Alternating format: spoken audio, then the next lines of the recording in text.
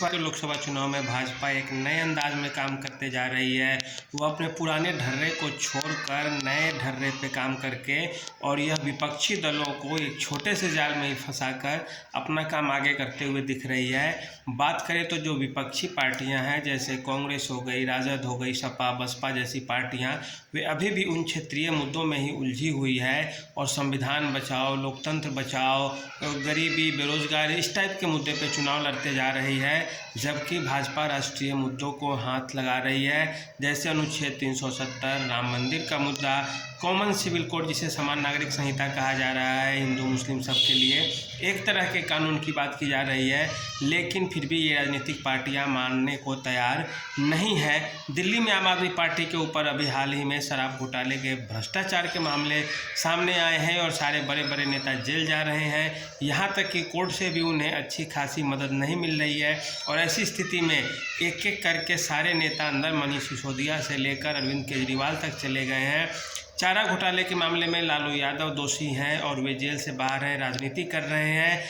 सपा बसपा का भी वही हाल है। कई सारे बड़े नेता उनके बदनाम हैं जिन पर भ्रष्टाचार के आरोप लगे थे, कुशासन का आरोप लगता है। बंगाल में ममता बनर्जी के बड़े एक दाहिने हाथ भी आप बोल सकते हैं जो शाहजहां शेख थे, उन्हें भी ईडी के द्वारा गिरफ्तार कर लिया गया है और इस कारण भी ममता बनर्जी से मोदी सरकार का नहीं बन पा रहा है। मोदी सरकार बार बार ममता बनर्जी को घेरने की कोशिश कर रही है, लेकिन ये सारी की सारी पार्टियां, चाहे वे तृणमूल कांग्रेस हो या राजद हो या हेमंत सोरेन की पार्टी झारखंड मुक्ति मोर्चा हो, सारी की सारी पार्टियां मिलकर सीधे सीधे संविधान बचाओ, लोकतंत्र बचाओ की अपील कर रही है और इसका सीधे सीधे भाजपा गलत ढंग से उपयोग कर ले रही है। और एक आपको बयान सुनाने जा रहे हैं प्रधानमंत्री मोदी का, वह सुनकर आप समझ सकते हैं इस चीज़ को। तो देखिए यह बयान क्या है। ये पहला ऐसा चुनाव है जिसमें सारे भ्रष्टाचारी मिलकर भ्रष्टाचार पर कार्रवाई रोकने के लिए रैली कर रहे हैं। मैं कहता हूं, भ्रष्टाचार हटाओ। वो कहते हैं भ्रष्टाचारी बचाओ। तो इस वीडियो में आपने देखा कि किस तरह से प्रधानमंत्री भ्रष्टाचार के मामलों के ऊपर हमला करते जा रहे हैं और विपक्षी पार्टियों को अपने निशाने पर ले रहे हैं। इससे पहले उन्होंने कहा था कि लोकतंत्र बचाओ की बात कौन करते हैं, लोकतंत्र बचाने की जिम्मेदारी तो आम जनता की है जिससे हम वोट मांगने जा रहे हैं और वोट मांगते रहेंगे।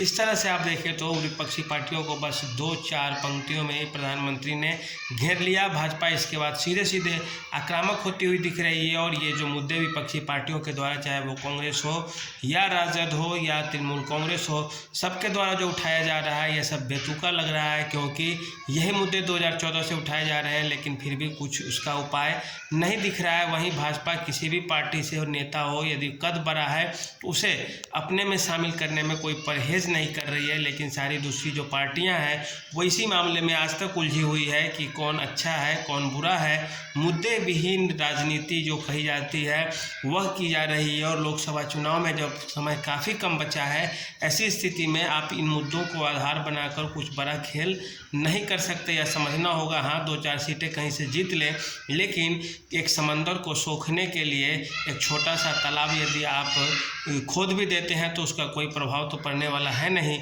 मान लीजिए जो पार्टी अगर 300, 350, 400, 450 सीट के लिए लड़ाई लड़ती जा रही है, पूरे भारत की सबसे बड़ी पार्टी है, हर राज्य में उसका कैडर है, कुछ न कुछ सीटें वो जीत ही लेंगी हर राज्य से, वैसी पार्टी को यदि घेरने का काम आप इन छोटे छोटे विचारों से, इरादों से करने जा रहे हैं तो यह विपक्षी पार्टियों के जो तमाम छोटी संगठन है, संगठक इकाइयाँ हैं, उनके लिए यह एक बहुत बड़ा चिंता का मुद्दा है कि इस तरह के विचारों से, इस तरह के मुद्दों से किस तरह से राजनीति की जाएगी।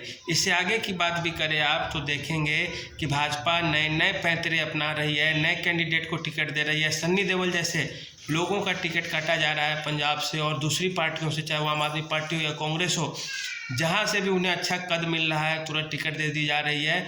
और इससे आगे भी बात यदि बढ़ती है, यदि कहीं समीकरण बिगड़ता हुआ दिख रहा है तो वहाँ पे ठोस निर्णय लेने में नहीं ये संकोच कर रही है भाजपा। और इसके अलावा बात करें तो बिहार में अश्विनी चौबे, रमा देवी जैसे बड़े कद्दावर नेताओं का टिकट काट दिया गया। अजय निषाद का टिकट काट करके एक निषाद ही अर्थात उसी जाति के दूसरे कैंडिडेट को दिया जा रहा है। इसका मतलब है कि ज़मीनी स्तर पे जो सर्वे है, उसका जो फीडबैक है, उसको आधार बना के पार्टी काम कर रही हो। वहीं दूसरी पार्टियां अभी भी जाति के खेल में, धर्म के खेल में उलझती जा रही है। और ऐसे में राजनीति का जो गंदा रूप है वह सामने आ जाएगा। और ऐसे में भाजपा फिर से वही सीटें जीत लेगी जो 2019 में थी। हो सकता है दक्षिण भारत में यदि प्रसार अच्छा खासा हुआ भाजपा का तो उससे ज़्यादा सीटें भी जीतकर भाजपा आ जाए। तो यह तमाम जो संकेत है वह विपक्षी पार्टियों के लिए है कि वे अपनी रणनीति बदलें, काम के स्तर को बदलें, तभी जाकर कुछ न कुछ इन लोगों का हो सकता है। तो आज के लिए इतना ही। धन्यवाद।